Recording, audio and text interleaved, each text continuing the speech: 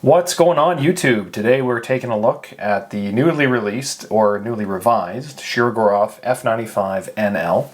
Now this guy has been around in various iterations over the last little while, and probably the most popular, I would say, is their F95T, the turtle. From my perspective, that knife is probably my favorite production knife they've done. And, they've recently launched this one, the NL being inlay, a bit of a play on word with that, but that's besides the point. They have updated this with this kind of cool Blue Crazy Micarta material, and I think it looks terrific. They've reduced some features on it, and kind of brought the technology down a price point. And, comparing this with like the price point of a Quantum, I think a lot of people are going to be really, really excited about this. And it's a great foray into Shirogorov without having to go crazy. So we're going to get into this one here. And as I remind you, this is a casual conversation. Just talking about the knife, showing some of the cool features, and kind of things of that nature. So that's where we're going to get started. So here's the knife, kind of all buttoned down, folded out. May as well put it in the middle of the frame, kind of important. But a couple things we're going to get started on is, first and foremost, the measurements, as we always do. This is 95 mil blade, as is the F95. So we're coming in at 4 inches on the blade, or slightly under, somewhere in that range. And 8 3/4 or 8 5/8, depending on how accurate your eyeballs are, like mine. Now, what did they do to this thing to kind of bring the price down, right? I'm really excited to show that, and to be honest with you, more than anything, I'm excited to show this action that you get, because it is unreal, and we're going to talk about that. You know what? Comparisons. We always do this off the top here. So let's talk size and show some comparisons. The standard F95, which you guys you've probably seen a ton of. I believe I've done a video on this on the channel already, which is awesome. In the other 95s, I think the only other F95 I have currently is an F95 Custom Division, which is a carbon inlay, which looks absolutely terrific. And in terms of where the F95 lands in the Shirogorov lineup, as we like to kind of show where things kind of fall, we will show a neon, which I happen to have this one. This is on the site currently. So that is the Crazy Micarta Tiger Stripe one, which I've done a video on. So there it is. We're going to line up the pivots here to show size. Actually, you know what? Let's make room for one more.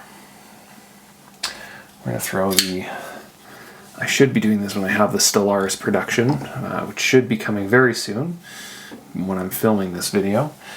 So there we have the jump to the F95, the Stellaris and the Neon, and then we jump right up to the 111. So that should give you kind of a size comparison of where this is in the Shirogorov lineup. It's always great to see kind of where everything is. And, this is the Knife Center Edition Neon, and you can kind of see what they're doing with it on the F95 as a comparison, because it is almost the same pattern, just in a different color, which I think looks real sharp. And then I was going to save this for another video, and I will actually do one, but because we're here today, there is its counterpart, which will also be up shortly on the site, probably at the same time as the blue, but that is the other color, which is, I think they call it yellow, but as you can see, it's more of a kind of desert camel kind of look, but identical knife, just a different color. And I will do its own video to kind of talk about that one.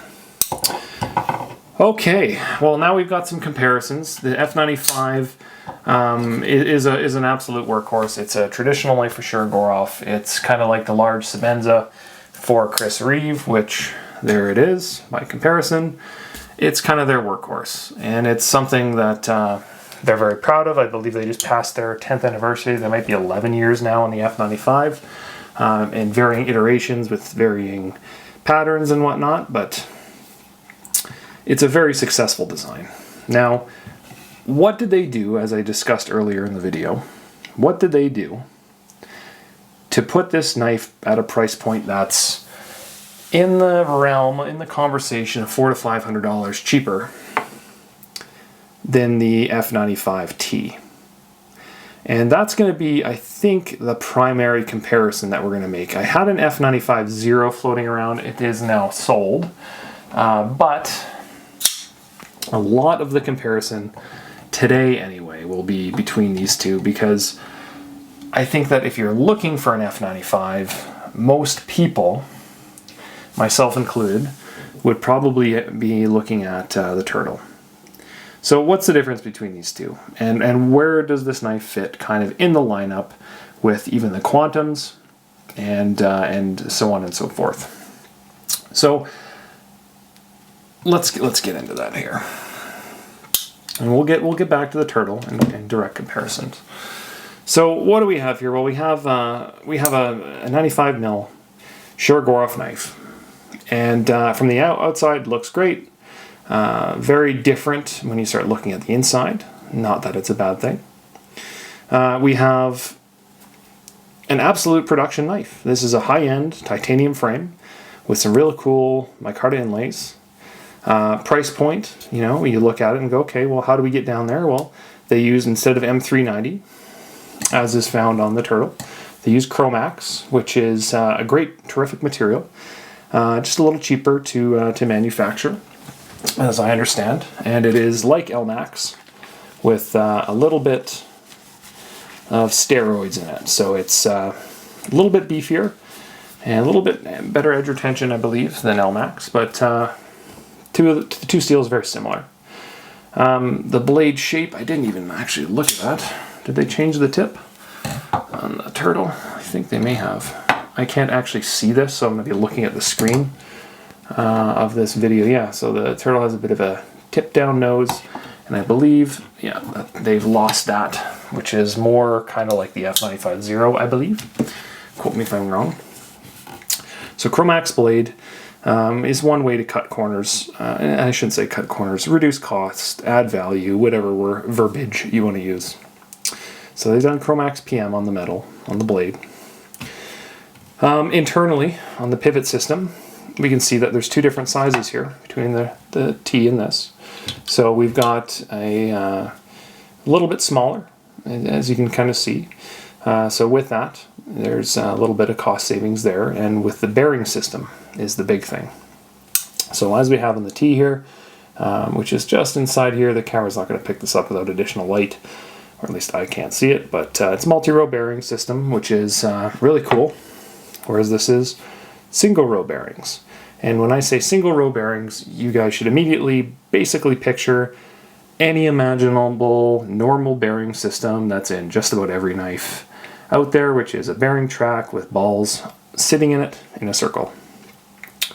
Very, very common, and I'll be honest, very, very smooth.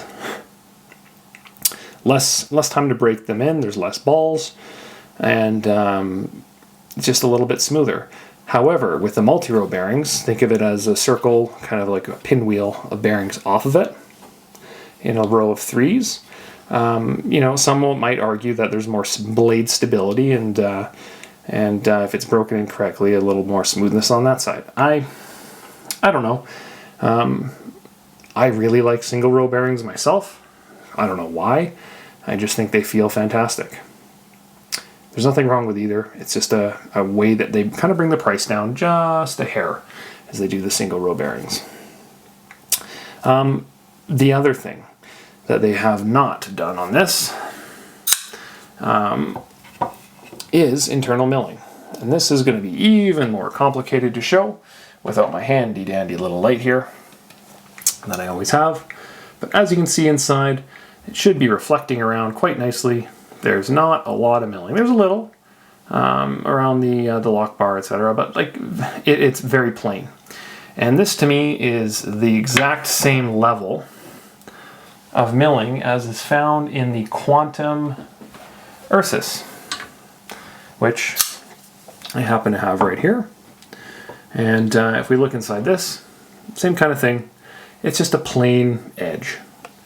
If it wants to focus on the knife, not the other knife. There we go. Stop freaking out. It's just plain inside. And there's nothing wrong with that. It just means that in your hand, the knife tends to feel a little bit heavier. You know, and it's just one of those things that some people really, really like. Heavier feeling knife, and other people prefer that, you know, a 4-inch knife should be 3 ounces.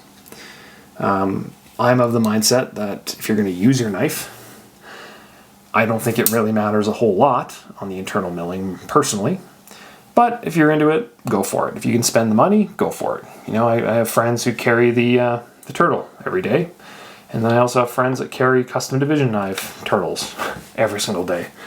So it really just depends on you. But in terms of the material, they haven't taken out a whole lot on the inside of this blade to kind of keep the costs in line with what they're trying to accomplish.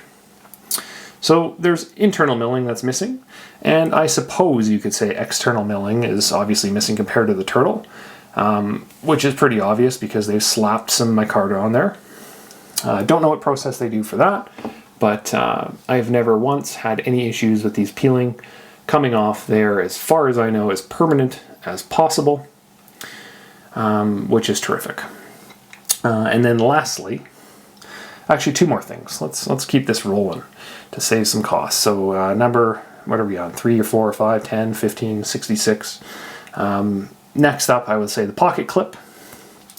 It appears to me that there's less milling on that guy, which is a very standard production clip, which I think looks terrific and is very functional. But compared to the turtle, you can kind of see up in the corner of it over here, there's just a little bit less milling that's taken place. Instead of attaching the pocket clip internally from the inside, they're attaching it with another screw externally, which is totally cool at this price point, not a problem. It's just less sexy, more, I don't want to say simple, more workman's, I'd say. And with that micarta, it's just going to add protection, but the pocket clip is the one thing that you'll see. And funny enough, I'm just looking at this now, because I was going to get into the backspacer versus standoff. It's interesting how the hardware on this guy is actually bigger to close the knife together. That's interesting. I wonder why they do that. Obviously it has to do with the backspacer, which we'll talk about. Well, may as well talk about it now. There's no backspacer. So it's open to the world, you know, it's breathing free, it's on the patio, nice and lint catchy, which is cool. But you know what, blade's protected, nothing crazy there. The other thing, right? So no backspacer, they're using a standoff. Blade protection on the tip. Remember Bane's mask that we talked about? Or as I think as David says, the Hannibal Lecter little tip. Why don't I grab one of those knives over here? Why don't we go back to the standard Quantum? So as you can see, a lot of the similar properties, right? No backspacer. Clip that's a different clip in the first place, but there you go. We don't have the 3 little poles of protection. I'm curious. I don't know why they're not including that, because it's nice having peace of mind in that spot. Like I can't cut my finger on this personally. I'm not saying that others won't, but I can't. But there's also a reason they had it, and there's also a reason they write that coffee is hot on the cup, because sometimes people need to have things in place to prevent themselves from hurting themselves, which is kind of funny in my opinion. But anyway, that's kind of besides the point. You know, maybe it's not really needed, but it kind of is what it is. Another thing, obviously this blade is perfectly dead center, as is all of the Shirogorovs. Blade centering is not something that I worry about with a Shirogorov. It has to be one of the highest quality production knives in existence.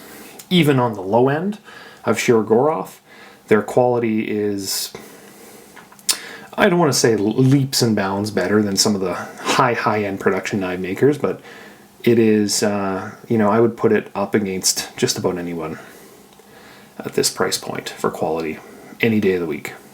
So, real good blade centering. Pocket clips a little bit, basic, which is fine. And then machining on this, the bend here. They do a little bit here. Yes, they do. Good eye. Good eye, brother. So we can see on here, they've done a little bit of milling on this little indentation, little bend there, and then obviously all around the frame. So this guy, basic, is just nice and smooth, functional. Function over fashion, I think, is probably how I'd categorize this knife. Function over fashion. It is just, in every sense of the word, a workman's knife.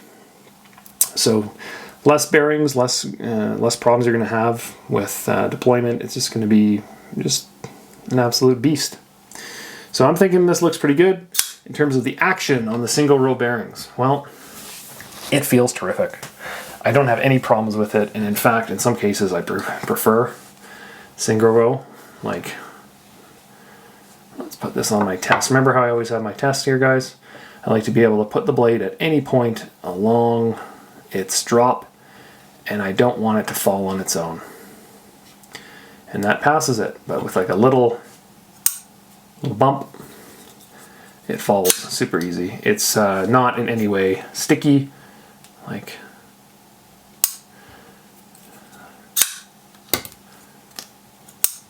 feels great.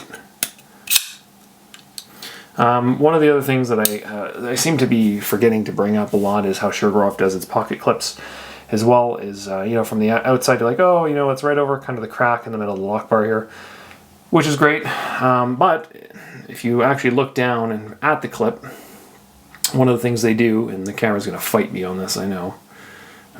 One of the things they do is they have kind of a offset to where it actually touches the frame.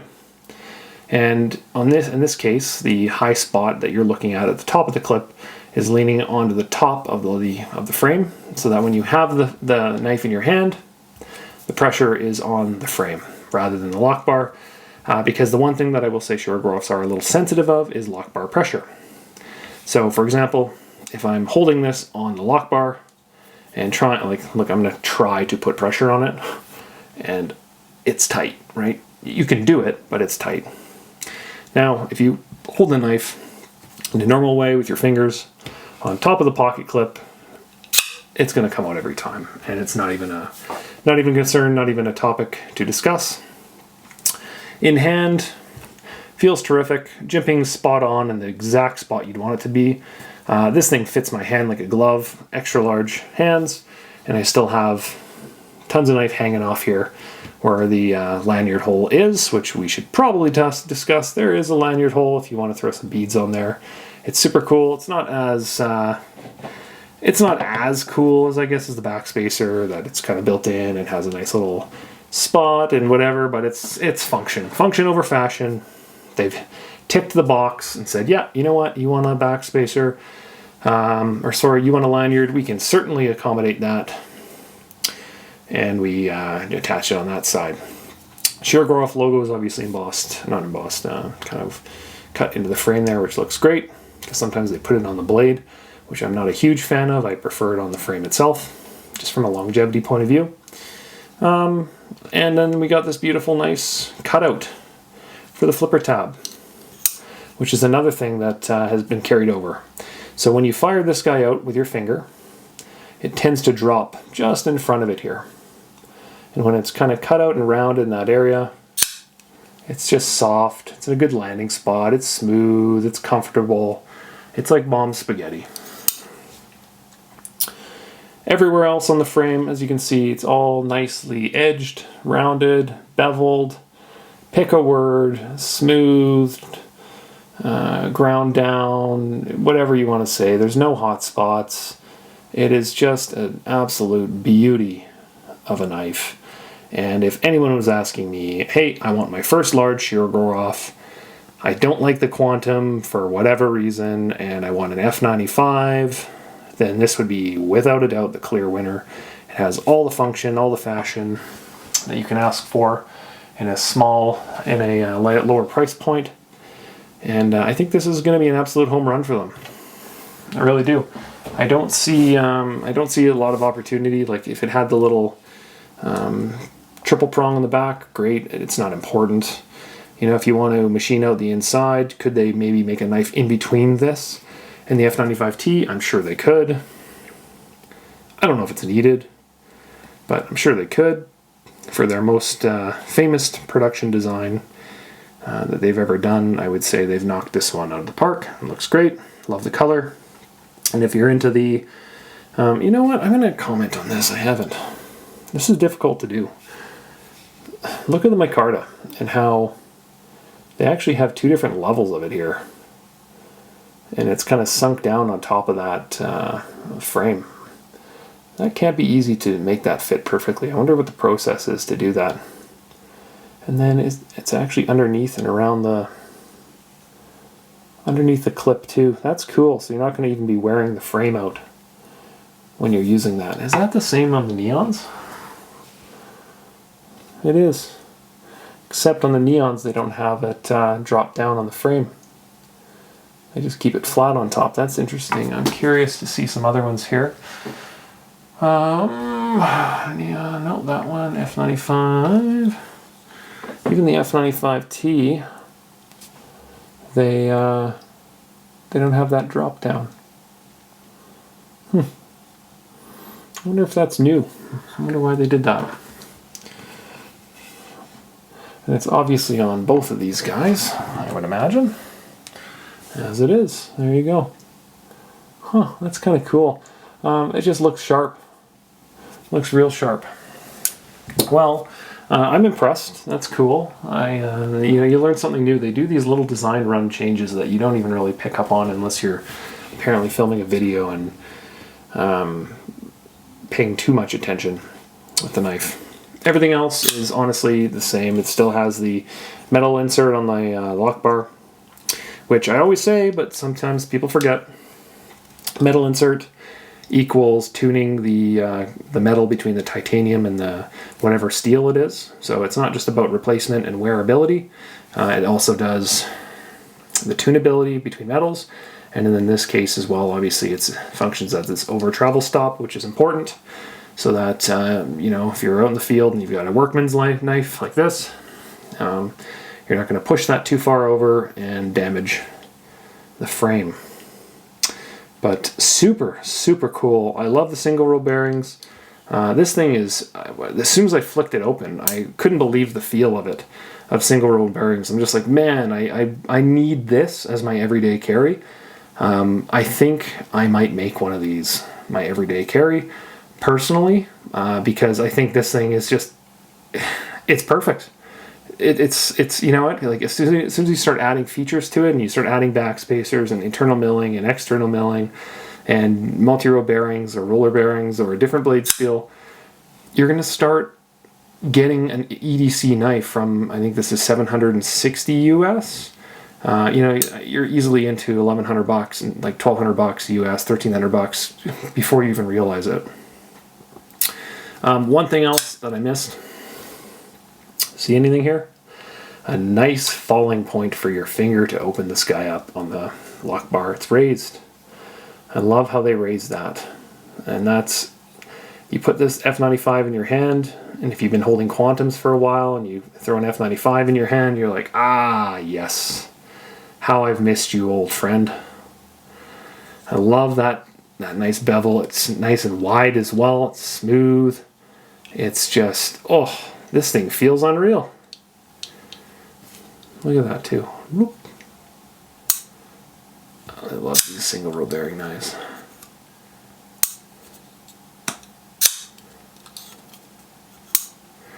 Well, I think I might have to.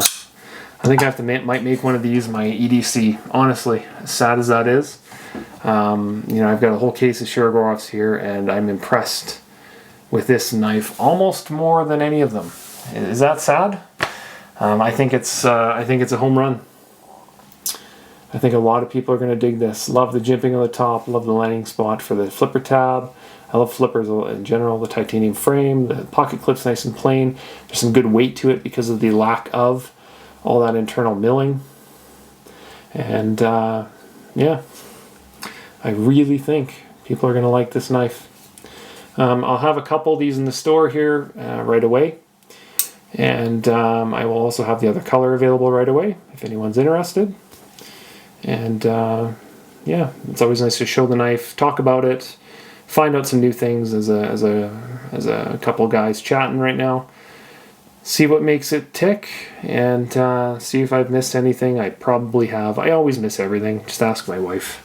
There's always little details I'm missing. So if I've missed anything, please leave them below so I can update it on the next one. But that's it. Appreciate you guys stopping by, checking out this beautiful knife.